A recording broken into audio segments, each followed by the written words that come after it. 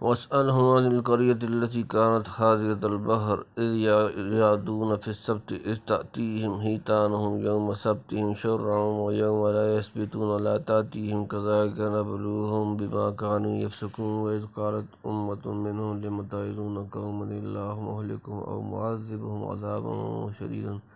قالوا معذرة إلى ربكم ولعلهم يتقون فلما نسوا ما ذكروا به أنجينا الذين ينهون عن السوء وأخذنا الذين ظلموا بعذاب بئيس بما كانوا يفسقون فلما عتوا عما نهوا عنه ما قلنا لهم كونوا قردة خاسئين وإذ تأذن ربك ليبعثن عليهم إلى يوم القيامة من يسومهم سوء العذاب إن ربك لسريع العقاب وإنه لغفور رحيم وقطعناهم في الأرض أمما منهم الصالحون ومنهم دون ذلك وبلوناهم بالحسنات والسيئات لعلهم يرجعون فخلف من بعدهم خلف ورثوا الكتاب يأخذون أرض الأدنى ويقولون سيغفر لنا وإن يأتهم أرض مثله يأخذه ألم يؤخذ عليهم ميثاق الكتاب ألا يقولوا على الله إلا الحق ودرسوا ما فيه والدار الآخرة خير للذين يتقون أفلا تعقلون والذين يمسكون بالكتاب وأقاموا الصلاة وإنا لا نضيع أجر المصلحين وإذ نتقنا الجبل فوقهم كأنه ظلة وظنوا أنه واقع بهم خذوا ما آتيناكم بقوة واذكروا ما فيه لعلكم تتقون واسألهم عن القرية التي كانت حاضرة البحر إذ يعدون في السبت إذ تأتيهم حيتانهم يوم سبتهم شرعا ويوم لا يسبتون لا تأتيهم كذلك نبلوهم بما كانوا يفسقون واسألهم اور پوچھو ان سے عن سے مطلع القریت بستی التی وہ جو کہ کانت تھی حاضرۃ سامنے کنارے کی البحر دریا اذ جب یعدون حد سے بڑھنے لگے پھر سبت ہفتہ میں اذ جب تاتی ان کے سامنے آ جائیں تانوں مچھلیاں ان کی یوم دن سبت ان کا سبت شرعن کھلا سامنے وہ یوم اور جس دن لا یثبتون سبت نہ ہوتا لا تاتیہم وہ نہ آتی تھیں کذالک اسی طرح نبلوہم ہم انہیں آزماتے تھے بما کیونکہ کانوا یفسقون وہ نافرمانی کرتے تھے اور پوچھ ان سے حال اس بستی کا جو تھی دریا کے کنارے جب حد سے بڑھنے لگے ہفتے کے حکم میں جب آنے لگی ان کے پاس مچھلیاں ہفتے کے دن پانی کے اوپر اور جس دن ہفتہ نہ ہو تو نہ آتی تھیں اس طرح ہم نے ان کو آزمایا اس لیے کہ وہ نافرمان تھے یعنی اپنے زمانے کے یہود سے بطور تنبیہ و توبیخ اس بستی میں رہنے والے یہود کا قصہ دریافت کیجیے جو داؤد علیہ السلام کے عہد میں پیش آیا اکثر مفسرین کے نزدیک اس بستی سے شہر ایلا مراد ہے جو بحر کلثم کے کنارے مدین اور طور کے درمیان واقع ہے طور کے وہاں کے لوگ دریا کے کنویں سے مچھلی کے شکار کی عادت رکھتے تھے اللہ تعالیٰ نے یہود پر ہفتے کے دن شکار کرنا حرام کیا تھا باشندگان ایلا کو عدول حکمی اور نافرمانی کی عادت تھی خدا کی طرف سے آزمائش ہونے لگی کہ ہفتے کے دن دریا میں مچھلیوں کی بے حد کثرت ہوتی جو سطح دریا کے اوپر تیرتی تھی باقی دنوں میں غائب رہتی ان لوگوں سے صبر نہ ہو سکا صریح حکم الہی کے خلاف ایلے کرنے لگے دریا کا پانی کاٹ لائے جب ہفتے کے دن مچھلیاں ان کے بنائے ہوئے حوض میں آ جاتی تو نکلنے کا راستہ بند کر دیتے اور اگلے دن اتوار کو جا کر پکڑ لاتے تاکہ ہفتے کے دن شکار کرنا صادق نہ آئے گویا اس حرکت سے معاذ اللہ خدا کو دھوکہ دینا چاہتے تھے آخر دنیا ہی میں اس کی سزا بھگتی کہ مسخ کر کے ذلیل بندر بنا دیے گئے اس سے ظاہر ہوا کہ حیلہ سازی مکاری خدا کے آگے پیش نہیں جاتی وَإِذْ قَالَتْ أُمَّةٌ مِّنْهُمْ لِمَ تَعِظُونَ قَوْمًا اللَّهُ مُهْلِكُهُمْ أَوْ مُعَذِّبُهُمْ عَذَابًا شَدِيدًا قَالُوا مَعْذِرَةً إِلَىٰ رَبِّكُمْ وَلَعَلَّهُمْ يَتَّقُونَ وَإِذَا اور جب کہا امتٌ ایک گروہ منہم ان میں سے لِمَ تَعِظُونَ کیوں نصیحت کرتے ہو قوم ایسی قوم اللہ مہلکہم انہیں ہلاک کرنے والا یا معذبن عذاب دینے والا عذابًا شدید سخت قالوا وہ بولے معذرت الی طرف ربکم تمہارا رب ولعلہم اور شاید کہ وہی تتقون ڈریں اور جب بولا ان میں سے ایک فرقہ کیوں نصیحت کرتے اور ان لوگوں کو جن کو اللہ چاہتا ہے کہ ہلاک کرے یا ان کو عذاب دے سخت وہ بولے الزام اتارنے کی غرض سے تمہارے رب کے آگے اور اس لیے کہ شاید وہ ڈریں معلوم ہوتا ہے کہ جب انہوں نے حکم الہی کے خلاف الہ بازی شروع کی تو شہر کے باشندے کئی قسموں پر منقسم ہو گئے، جیسا کہ عموماً ایسے حالات میں ہوا کرتا ہے۔ ایک وہ لوگ جنہوں نے اس الہ کی آڑ لے کر سری حکم الہی کی خلاف ورزی کی، دوسرے نصیر کرنے والے جو اخیر تک فرمائش اور امر بالمعروف میں مشہور رہے، تیسرے جنہوں نے ایک آدھ مرتبہ نصیر کی پھر مایوس ہو کر اور ان کی سرکشی سے تھک کر چھوڑ دی، چوتھے وہ ہوں گے جو نہ اس عمل شنیع میں شریک ہوئے اور نہ منع کرنے کے لیے زبان کھولی، بالکل علیحدہ اور خاموش رہے۔ مؤخر ذکر دو جماعتوں نے تک نصیر کرنے والوں سے کہا ہوگا کہ ان متمر دین کے ساتھ کیوں مغزن کر کے دماغ کھپاتے ہو، جن سے کوئی توقع قبول حق کی نہیں۔ ان کی نسبت تو معلوم ہوتا ہے کہ دو باتوں سے ایک بات ضرور پیش آنے والی ہے، یا خدایان کو بالکل تباہ ہلاک کر دے اور یا کسی سخت ترین عذاب میں مبتلا کرے، کیونکہ یہ لوگ اب کسی نصیر پر کام دھرنے والے نہیں، یعنی شاید سمجھاتے رہنے سے کوئی ڈر جائیں اور اپنی حرکات چنیے سے باز آ جائیں، ورنہ کم از کم ہم پروردگار کے سامنے عذر تو کر سکتے ہیں کہ خدایا ہم نے آخر دم نصیر فرمائش میں کوتاہی نہیں کی، یہ نہ مانے تو ہم پر اب کیا الزام ہے۔ گویا یہ ناصحین اول تو بالکل یہ مایوس نہ تھے، دوسرے نظیمت پر عمل کر رہے تھے کہ مایوسی کے باوجود بھی ان کا تعاقب نہیں چھوڑتے۔ فلما نسوا ما ذكروا به أنجينا الذين ينهون عن السوء وأخذنا الذين ظلموا بعذاب بئیس بما كانوا يفسقون۔ فلما پھر جب نسوا وہ بھول گئے ما جو ذکروا به انہیں سمجھائی گئی تھی، انجینا ہم نے بچا لیا الذین وہ جو کہ ینہون منع کرتے تھے عن السوء برائی سے، وأخذنا اور ہم نے پکڑ لیا الذین وہ لوگ جنہوں نے ظلم کیا بعذاب عذاب بئیس برا بما کیونکہ کانوا یفسقون نافرمانی کرتے تھے۔ پھر جب وہ بھول گئے اس کو جو ان کو سمجھایا تھا تو نجات دی ہم نے ان کو جو منع کرتے تھے برے کام سے، اور پکڑا گناہ گاروں کو برے عذاب میں بسبب ان کی نافرمانی کے، یعنی جب ان نالائقوں نے نبام نصیحتوں کو بالکل ایسا بھلا دیا گویا سنا ہی نہیں، تو ہم نے ناصحین کو بچا کر ظالمین کو سخت عذاب میں گرفتار کر دیا۔ الذین ینہون عن السوء کا عموم الفاظ دلالت کرتا ہے کہ جو نصیحت سے تھک کر لم تعظون قوم الہ کہنے لگے اور جنہوں نے آخر تک سلسلہ واز نصیحت کا جاری رکھا، ان دونوں کو نجات ملی، صرف ظالم پکڑے گئے۔ یہ اکرمہ سے منقول ہے اور ابن باز نے ان کے فہم کی داد دی ہے، باقی جو لوگ اول سے آخر تک بالکل ساکت رہے خدا نے بھی ان کے ذکر سے سکوت فرمایا۔ ابن کثیر نے خوب لکھا ہے فنص علی نجات الناہین وہلاک الظالمین وسکت عن الساکتین لأن الجزاء من جنس العمل فهم لا يستحقون مدحن فیمد ہوا ولا ارتکب عظیم فیعظم ابن کثیر ورجع بعد ذلك قول اکرم واللہ عالم۔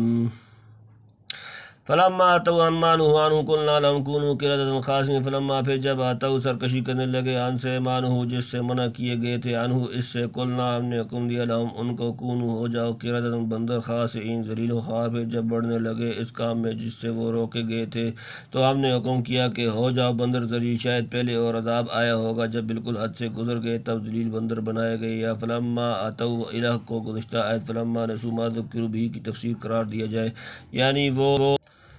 یعنی وہ عذاب بئیس یہی بندر بنا دینا تھا۔ حضرت شاہ صاحب فرماتے ہیں کہ منع کرنے والوں نے شکار والوں سے ملنا چھوڑ دیا اور بیچ میں دیوار اٹھائی۔ ایک دن صبح کو اٹھے تو دوسروں کی آواز نہ سنی، دیوار پر سے دیکھا ہر گھر میں بندر تھے،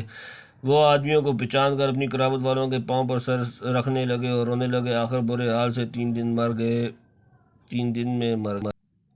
وَإِذْ أَذَّنَ رَبُّكَ لَيَبْعَثَنَّ عَلَيْهِمْ إِلَىٰ يَوْمِ الْقِيَامَةِ مَن يَسُومُهُمْ سُوءَ الْعَذَابِ إِنَّ رَبَّكَ لَسَرِيعُ الْعِقَابِ وَإِنَّهُ لَغَفُورٌ رَحِيمٌ۔ وَإِذْ اور جب تأذن خبر دی ربک تمہارا رب لَيَبْعَثَنَّ البتہ ضرور بھیجتا رہے گا علیہم ان پر إِلَىٰ تک یوم القیامت روز قیامت من جو یسومہم تکلیف دے سوء العذاب برا عذاب، ان بے شک ربک تمہارا رب لسریع العقاب جلد عذاب دینے والا، وَإِنَّهُ اور بے شک وہ لغفور بخشنے والا رحیم مہربان۔ اور اس وقت کو یاد کرو جب خبر کر دی تھی تیرے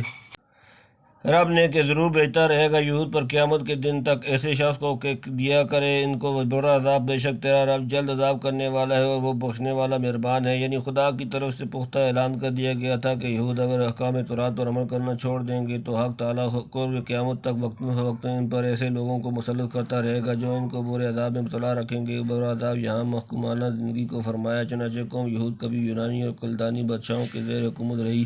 کبھی بخت نصر وغیرہ کے شدائد کا تختہ مشق بنی، آخر میں نبی کریم صلی اللہ علیہ وسلم کے عہد مبارک تک مجوسیوں کی باج گزار رہی، پھر مسلمان حکمران کو ان پر مسلط فرما دیا گیا۔ اس وقت سے آج تک ان کو من خیس القوم عزت و آزادی کی زندگی نصیب نہیں ہوئی، بلکہ جہاں کہیں رہے اکثر ملوک ملوک و حکام کی طرف سے سخت ذلت اور خطرناک تکلیفیں اٹھاتے رہے۔ ان کا مال و دولت وغیرہ کوئی چیز اس غلامی محکومیت کی لعنت سے نجات نہ دے سکی اور نہ قیامت تک دے سکے گی۔ آخر میں جب یہ لوگ دجال کے مددگار ہو کر تیغ کے کیے جائیں گے، کما ورد فی الحدیث، یعنی جو شرارت سے باز نہ آئے، بعض اوقات اس پر جلدی دنیا ہی میں عذاب بھیجنا شروع کر دیتا ہے، اور کیسا ہی کٹر مجرم توبہ کر لے اور نادم ہو کر خدا کی طرف رجوع ہو تو اس کی بخشش و رحمت بھی بے پایاں ہے، معاف کرتے ہوئے بھی دیر نہیں لگتی۔ وَقَطَّعْنَاهُمْ فِي الْأَرْضِ أُمَمًا مِّنْهُمُ الصَّالِحُونَ وَمِنْهُمْ دُونَ ذَلِكَ وَبَلَوْنَاهُمْ بِالْحَسَنَاتِ وَالسَّيِّئَاتِ لَعَلَّهُمْ يَرْجِعُونَ۔ وَقَطَّعْنَاهُمْ، اور پراگندہ کر دیا ہم نے انہیں، فی الارض زمین میں، عموماً گروہ در گروہ، منہم ان سے، الصالحون نیکوکار، ومنہم اور ان سے، دون سوا ذالک اس، وبلوناہم اور آزمایا ہم نے انہیں، بالحسنات اچھائیوں میں، والسیئات اور برائیوں میں، لعلہم تاکہ وہ، یرجعون رجوع کریں، اور متفرق کر دیا ہم نے ان کو ملک میں فرقے فرقے، بعض ان میں نیک اور بعض اور طرح کے، اور ہم نے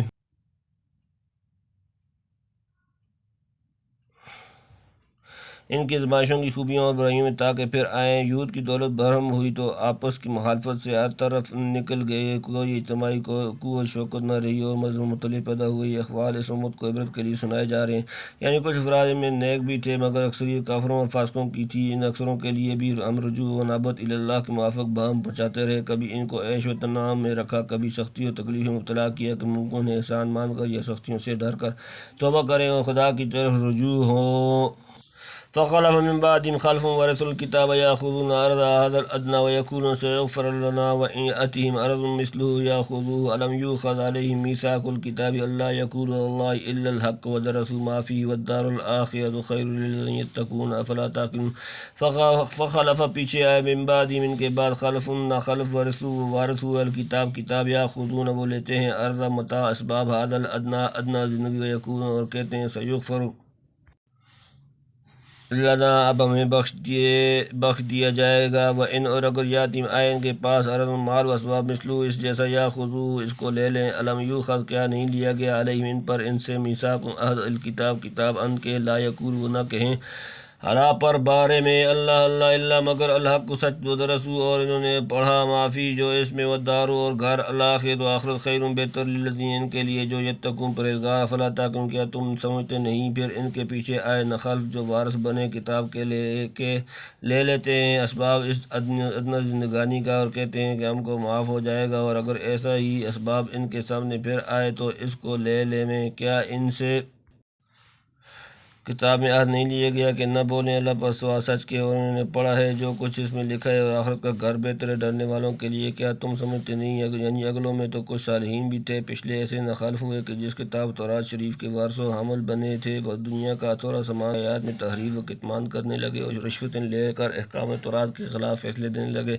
پھر اس پر ستم ظریفی دیکھیے کہ ایسے نالائق اور پاجیانہ حرکات کا ارتکاب کرتے ہوئے یہ عقیدہ و دعویٰ رکھتے ہیں کہ ان باتوں سے ہم کو مضرت کا کچھ نہیں، ہم تو خدا کی اولاد اور اس کے محبوب ہیں، کچھ بھی کریں وہ ہماری بے اعتدالیوں سے ضرور درگزر کرے گا۔ اس عقیدے کی بنا پر تیار رہتے ہیں کہ آئندہ جب موقع ہو پھر رشوت لے کر اسی طرح کی بے ایمانی کا اعادہ کریں، گویا بجائے اس کے کہ گزشتہ حرکات پر نادم ہوتے اور آئندہ کے لیے عزم رکھتے کہ ایسی حرکات کا اعادہ نہ کریں گے، مگر اللہ سے ممنون ہو کر انہی شرارتوں اور بے ایمانیوں کا اعادہ کا عزم رکھتے ہیں۔ اس سے زیادہ حماقت اور بے حیائی کیا ہوگی۔ یعنی تورات میں جو عہد لیا گیا تھا کہ خدا کی طرف سچ کے سوا کسی چیز کی نسبت نہ کریں، کیا وہ انہیں معلوم نہیں جو اس کی کتاب اور احکام میں قطع و برید کر کے اس پر اختراع کرنے لگے، حالانکہ کتاب اللہ تورات کو یہ لوگ پڑھتے پڑھاتے ہیں۔ پھر کیسے کہا جا سکتا ہے کہ اس کا مضمون انہیں معلوم نہیں، یاد نہیں رہا۔ حقیقت وہی ہے کہ دنیا کی فانی متاع کے عوض انہوں نے دین و ایمان بیچ ڈالا، اور آخرت کی تکلیف و راحت سے آنکھیں بند کر لیں۔ اتنا نہ سمجھے کہ جو لوگ خدا سے ڈرتے اور تقویٰ کی راہ اختیار کرتے ہیں، ان کے لیے آخرت کا گھر اور وہاں کا عیش و تنعم دنیا کی خوشحالی سے کہیں بہتر اور فائق ہے۔ کاش کہ اب بھی انہیں عقل آ جائے۔ والذین یمسکون بالکتاب واقاموا الصلاۃ انا لا نضیع اجر المصلحین۔ والذین اور جو لوگ، یمسکون مضبوط پکڑے ہوئے ہیں، بالکتاب کتاب کو، اقاموا اور قائم رکھتے ہیں، الصلاۃ نماز، انا بے شک ہم، لا نضیع ضائع نہیں کرتے، اجر المصلحین نیکوکار جمع، اور جو لوگ خوب پکڑ رہے ہیں کتاب کو اور قائم رکھتے ہیں نماز کو، بے شک ہم ضائع نہ کریں گے ثواب نیکی والوں کا۔ یعنی توبہ اور اصلاح حال کا دروازہ اب بھی کھلا ہے، جو جو لوگ شریروں کی راہ چھوڑ کر تورات کی اصلی ہدایات کو تھامے رہے ہیں اور اسی کی ہدایت و پیشن گوئی کے موافق اس وقت قرآن کریم کا دامن مضبوط پکڑے رہیں اور خدا کی بندگی، نماز وغیرہ کا حق ٹھیک ٹھیک ادا کریں، غرض اپنی اور دوسروں کی اصلاح پر متوجہ ہوں، خدا ان کی محنت ضائع نہ کرے گا، وہ بلا شبہ اپنی محنت کا میٹھا پھل چکھیں گے۔ وَإِذْ نَتَقْنَا الْجَبَلَ فَوْقَهُمْ كَأَنَّهُ ظُلَّةٌ وَظَنُّوا أَنَّهُ واقع بِهِمْ خُذُوا مَا آتَيْنَاكُمْ بِقُوَّةٍ وَاذْكُرُوا مَا فِيهِ لَعَلَّكُمْ تَتَّقُونَ۔ وَإِذْ اور جب نَتَقْنَا اٹھایا ہم نے الجبل پہاڑ فوقہم ان کے اوپر، كأنه گویا کہ وہ ظلۃ صاحبان، وظنوا اور انہوں نے گمان کیا، انه کہ وہ واقع گرنے والا، بہم ان پر، خذوا تم پکڑو، ما جو آتیناکم بقوت دیا ہم نے تمہیں، بقوت مضبوطی سے، وذکروا اور یاد کرو، ما فی جو اس میں، لعلکم تاکہ تم تتقون پرہیزگار بن جاؤ۔ جس وقت اٹھایا ہم نے پہاڑ ان کے اوپر